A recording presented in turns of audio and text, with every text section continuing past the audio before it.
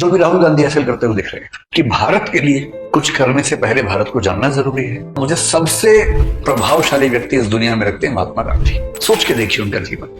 भगवान राम की जिंदगी देखेंगे, वनवास वाली पूरी कहानी, तो वो भी आपको ऐसा नजर आएगा। और महात्मा गांधी के साथ भी देखिए 1915 के आसपास वो व्यक्ति सफल होकर, ब्रिटेन से पढ़ा हुआ है, बैरिस्टर है, साउथ अफ्रीका में एक मूवमेंट किया, वहां सफल हो गए। अब तो पढ़ चुके हैं भारत में आ गए। वहां सफलता का स्वाद भी उनको लगा हुआ है। उनको भरोसा है कि यहाँ कुछ हो जाएगा। उम्र उनकी उस समय 45 साल के आसपास है, यानी व्यक्ति मैच्योर भी है। ऐसा नहीं कि वो बचपना कर रहा है, एक मैच्योर एज में भारत पहुंचे। और उनका तरीका बड़ा ठीक है। जो भी राहुल गांधी हासिल करते हुए दिख रहे हैं कि भारत के लिए कुछ करने से पहले भारत को जानना जरूरी है, तो पूरे भारत को पहले समझा उन्होंने, यात्राएं की, देखा, फिर 2-3 छोटे छोटे मूवमेंट्स किए, चंपारण वगैरह किया, एक जिसको बोलेंगे नेट प्रैक्टिस भी कर ली कि अब मैं इस समाज के मिजाज को समझ पा रहा हूँ, अब कुछ बड़ा करेंगे। और वहां से खिलाफत को अगर न भी केंद्र में रखें, असहयोग आंदोलन हम कह सकते हैं कि बड़ा एक उनका प्रयास है। और उनके मन में ऐसा महसूस उनको हो गया है कि बहुत मुश्किल नहीं है। और उनके मन में है कि अगर ठीक से असहयोग कर दिया तो 1 आध साल होते होते शायद चीजें पलट जाएंगी। जो व्यक्ति 1918-19 में इस भाव में है, उसने एक आंदोलन किया बड़ा। उस आंदोलन में कुछ चीजें ऐसी हो गई जो एक हत्याकांड हम बोलते हैं, चोरी चोरा वाला, वो हुआ। आंदोलन वापस लिया। जनता का मिजाज नहीं समझ में आ रहा होता, लोग गुस्सा हो जाते हैं, बार बार अहिंसा छूटती है।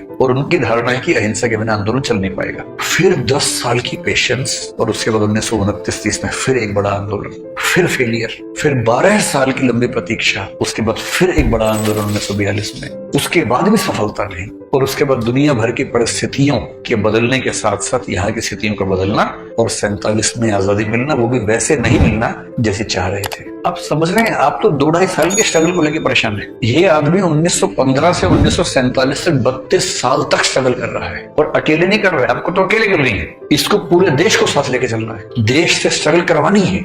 कितनी बार जब हारते होंगे, एक आंदोलन फेल होता होगा, कितनी गालियां पड़ती होंगी, अपने ऊपर सवाल खड़े होते होंगे मन में कि हो पाएगा या नहीं हो पाएगा। मेरे ख्याल से जो चीज इनको सबसे बड़ा बनाती है वो है परसिवरेंस। और इसका सरल मतलब क्या है? उद्देश्य आज नहीं मिलेगा, कल मिलेगा, कल नहीं मिलेगा, परसों मिलेगा। जितना भी समय लगे, जितनी भी ऊर्जा लगे, जितनी भी थकान, जितनी बार हारना पड़े बीच में, जितनी बार गिरूंगा फिर उठ खड़ा होऊंगा और अपने पूरे मजबूत इरादे के साथ उस तरफ बढ़ता रहूंगा। और अंत में क्यों सफल नहीं होगा भाई, क्यों नहीं होगा सफल, ये तेवर चाहिए। और आपसे